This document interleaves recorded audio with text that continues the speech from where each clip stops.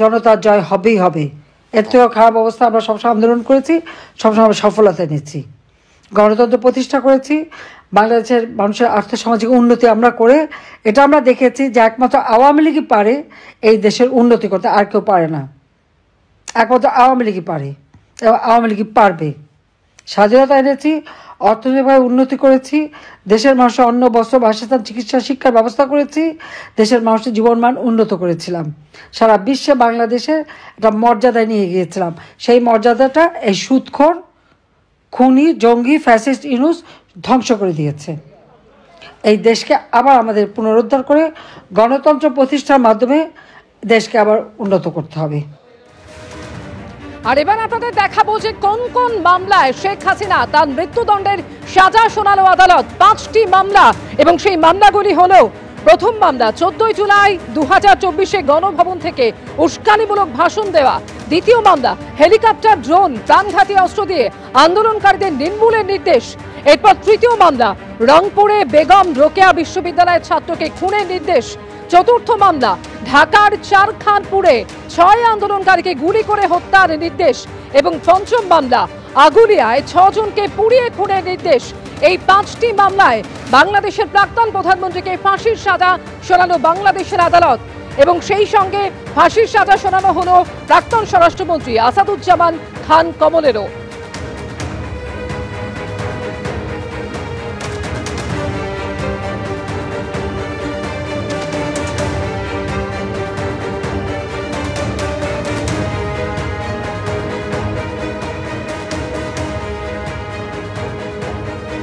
শেখ হাসিনা এবং আসাদুজ্জামান খানের মৃত্যুদণ্ডের নির্দেশ বাংলাদেশের আদালতের। আর এরপর বিদেশ মন্ত্রকের তরফ থেকে বিবৃতি জারি করা হলো আর সেখানে ভারতের কাছে দুজনকে হস্তান্তরের আর্জি জানানো হয়েছে। হাসিনা এবং আসাদুজ্জামানকে আশ্রয়, অবন্ধু সুলভ আচরণ, দণ্ডপ্রাপ্ত আসামিদের ফিরিয়ে না দিলে ন্যায় বিচারের প্রতি অবজ্ঞার শামিল। দুদেশের প্রত্যর্পণ চুক্তি অনুযায়ী হাসিনা এবং আসাদুজ্জামানের হস্তান্তর করা উচিত, এমনই বিবৃতি প্রকাশ করা হয়েছে বাংলাদেশ বিদেশ মন্ত্রকের তরফে। এই সম্পর্কে আরো জানবো, সরাসরি এই মুহূর্তে আমাদের সঙ্গে রয়েছেন প্রতিনিধি অরিত্রিক ভট্টাচার্য।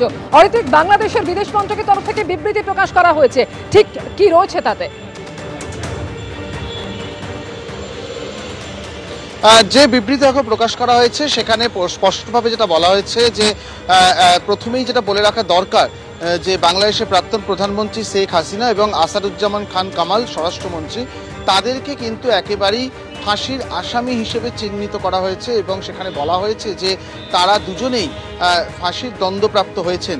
এবং এই পরিস্থিতিতে যে চিঠিতে পরিষ্কার করে লেখা যে বন্ধুত্বপূর্ণ আচরণ করা উচিত এবং সেই ক্ষেত্রে যারা ফাঁসির আসামি তাদেরকে প্রত্যর্পণ করা উচিত এবং শুধুমাত্র অবন্ধুসুলভ আচরণ হয়ে উঠবে না ফেরত দেওয়াটা সেটা নয়, তার সঙ্গে বলা হয়েছে যদি প্রত্যর্পণ না করা হয় তাহলে ন্যায় বিচারের প্রতিও সেটাকে অবজ্ঞা হিসেবে ধরে নেওয়া হবে। এবং পাশাপাশি ভারত এবং বাংলাদেশের মধ্যে বন্দি প্রত্যর্পণ চুক্তি রয়েছে, সেটাও কিন্তু এই চিঠিতে মনে করিয়ে দেওয়া হয়েছে এবং সেখানে বলা হয়েছে যে এই বন্দীদের প্রত্যর্পণ করা সেটা ভারতের অবশ্য পালনীয় দায়িত্বও বটে। এবং পাশাপাশি বলে রাখা দরকার আজকের যে রায়, তুমি যেমনটা বলছিলে, মোট 5টি ঘটনার ওপর ভিত্তি করে এই রায়টি দেওয়া হয়েছে এবং সার্বিকভাবে সেই রায়ের পর থেকেই কিন্তু বাংলাদেশের প্রশাসনের তরফ থেকে স্থানীয়ভাবেও বিজ্ঞপ্তি জারি করা হয়েছে এই রায়ের পর, যাতে গোটা দেশে কোনো রকম অশান্ত পরিবেশ না হয় এবং সেখানেও বলা হয়েছে যে কোনো রকম অশান্তজনক পরিস্থিতি তৈরি হলে সেটা কিন্তু কড়া হাতে মোকাবিলা করা হবে, এমনটাই কিন্তু নির্দেশ দেওয়া হয়েছে। মূল বিষয়টি হচ্ছে এই যে 3 জনের বিরুদ্ধে আজকে মামলা ছিল, তার মধ্যে অবশ্যই প্রাক্তন প্রধানমন্ত্রী শেখ হাসিনা যেমন ছিলেন, আসাদুজ্জামান কামাল প্রাক্তন স্বরাষ্ট্রমন্ত্রী ছিলেন এবং তৎকালীন পুলিশের আইজি ছিলেন। পুলিশের প্রধান পুলিশ আইজি তিনি আগেই রাজসাক্ষী হয়েছিলেন এবং তার জন্য তার সাজা কমিয়ে 5 বছরের কারাদণ্ড ঘোষণা করা হয়েছে। বাকি দুজনের ফাঁসির সাজা ঘোষণা হলেও তারা বাকি দুজনের মৃত্যুদণ্ডের নির্দেশ দিল বাংলাদেশের আদালত। সঙ্গে থাকা অরিত্রিক, আর এই মুহূর্তে সরাসরি আমরা কথা বলে নেব অধ্যাপক রাজাগোপাল ধর চক্রবর্তী আমাদের সঙ্গে রয়েছেন। রাজাগোপাল বাবু, বাংলাদেশের আদালত বাংলাদেশের প্রাক্তন প্রধানমন্ত্রী এবং প্রাক্তন স্বরাষ্ট্রমন্ত্রী দুজনেরকেই মৃত্যুদণ্ডের সাজা শুনিয়েছে আজকে। আর এই অবস্থায় বিদেশ মন্ত্রকের তরফ থেকে জারি করা বিবৃতি, তাতে বলা হচ্ছে যে ভারতের কাছে আর্জি জানানো হয়েছে দুজনকেই যাতে হস্তান্তর করা হয় এবং প্রত্যর্পণ চুক্তি অনুযায়ী ভারতের হস্তান্তর করা উচিত, এমনই বলা হয়েছে সেই বিবৃতিতে। এরপর ভারতের সামনে কি রাস্তা খোলা রইল, কি করতে পারে ভারত? না, এর আগেও বাংলাদেশ সরকার চিঠি দিয়ে জানিয়েছে যে তোমরা ফেরত পাঠাও। এখন তো আজকে যে রায়টা দিল ইন্টারন্যাশনাল ক্রাইমস ট্রাইব্যুনাল, বাংলাদেশের যে একটা নিম্নতর আদালত, এখন সেইটার কপি পাঠিয়ে ভারতকে বলতে পারে যে তোমরা ফেরত পাঠাও। কিন্তু প্রত্যাবর্তন চুক্তির একটা ক্লজ আছে যেটাখানে রয়েছে যে যদি কোনো রাজনৈতিক কারণ থেকে থাকে তাহলে দুটো দেশই বন্দি প্রত্যাবর্তনের ব্যাপারে তার রিফিউজাল করতে পারে, সে হয়তো আপত্তি জানাতে পারে। শেখ হাসিনা ভারতে এসেছিলেন তদানীন্তন সরকারের অনুরোধেই তাকে আমরা রাখতে দিয়েছিলাম। এখন সরকার পাল্টেছে এবং তাদের মত পরিবর্তন ঘটেছে। এটা একটা রাজনৈতিক পরিবর্তন বলেই সরকার ভাবতে পারে, এবং সেক্ষেত্রে সরকার এখনো পর্যন্ত কিন্তু বাংলাদেশের যে চিঠি পাঠিয়েছিল তার কোনো অফিসিয়াল জবাব দেওয়া হয়নি। কিন্তু এখন যেহেতু একটা কোর্টের ব্যাপার এসে গেছে সারা বিশ্ব জুড়ে, অনেকেই মনে করছেন যে বাংলাদেশের কোর্ট সাজা দিয়েছে, কিন্তু এটাও সত্যি কথা। যেভাবে বিচার হয়েছে সেখানে শেখ হাসিনার কোনো উকিলকে সেখানে দাঁড় করানোতে দেওয়া হয়নি। সরকারই নির্দিষ্ট করে দিয়েছিলেন কোন উকিল থাকবে, এবং বিচারটা ওই সম্পূর্ণ অ্যাবসেন্সিয়া হয়েছে, যেটা ক্রিমিনাল বিচারে এটা করা সাধারণত যায় না। যাই হোক না কেন, এখন যেহেতু এটা একটা আন্তর্জাতিক বিচার পাওয়ার সম্ভাবনা রয়ে গেছে, তাই ভারতকে অনেক সতর্ক থাকতে হবে যে এই ব্যাপারটা আগের মতন চুপচাপ হয়তো থাকা যাবে না। ভারত বাংলাদেশের সঙ্গে যে কিভাবে কূটনৈতিক তার উপর প্রেশার চালিয়ে দেওয়া যায়, কূটনৈতিক কাজকর্ম করা যায়, সেটা ভারত চেষ্টা করবে। এবং আমার ধারণা যে অপশন ভারতের যে মুহূর্তে খোলা থাকছে সেটা হচ্ছে যে ইন্টারন্যাশনাল ক্রাইম কোর্ট যেটা আছে আইসিসি, সেখানে শেখ হাসিনাকে বলা বা তাদের দলকে বলা যে সেখানে অ্যাপিল করতে, এবং ভারত হয়তো সেটাই চাইবে, বাংলাদেশকে হয়তো বোঝাবে যে ইন্টারন্যাশনাল কোর্ট অফ আইসিসিতে তারা গেছে এবং যতক্ষণ না তার ভার্ডিক্ট মিলছে তোমরা চুপচাপ থাকো। এটার সময় কিলিং এর চেষ্টা হতে পারে, এবং ততক্ষণে বাংলাদেশ সরকারকে কূটনৈতিক ভাবে ব্যস্ত রাখা। যে অপশনটা আগে ছিল সেটা হচ্ছে যে অন্য একটা তৃতীয় নিরাপদ দেশে পাঠিয়ে দেওয়া, বাহরিনে, কাতারে বা ইউএই, এবং ভারতের সঙ্গে সম্পর্ক আছে সেরকম কোনো দেশ। শেখ হাসিনা আত্মীয় অন্য দেশে থাকেন, কিন্তু ভারত সেটা করেনি, শেখ হাসিনা নিজেও সেটা চাননি। এখন সেই ধরনের অপশনে যেতে গেলে হয়তো অনেকে ভারতকে ভীরু ভাবতে পারে, শেখ হাসিনাকেও ভীরু ভাবতে পারে, সেই অপশনসটা অনেকটা বন্ধ হয়ে আছে।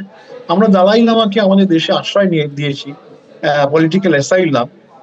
শেখ হাসিনার ব্যাপারে আমরা কিন্তু বলিনি যে আমরা তাকে পলিটিক্যাল অ্যাসাইলাম দিয়েছি। এটাও একটা অপশন, আমরা বলতে পারি যে হ্যাঁ ওনাকে আমরা পলিটিক্যাল অ্যাসাইলাম দিলাম, যে ভারতবর্ষে উনি রাজনৈতিক আশ্রয় চেয়েছেন, ওনার নিজের দেশে নিরাপদ নয়। তখন হয়তো বাংলাদেশের কিছু বলার থাকবে না, কিন্তু সম্পর্কটা তো খারাপ হবে না। বাংলাদেশ ভারতের যে সম্পর্ক যে জায়গায় রয়েছে, একটা বড় বর্ডার রয়েছে, ব্যবসা বাণিজ্য ভালো হচ্ছে, এই দেশটাকে আমরা সম্পূর্ণ দীর্ঘস্থায়ী খরচের খাতায় রাখতে পারি না।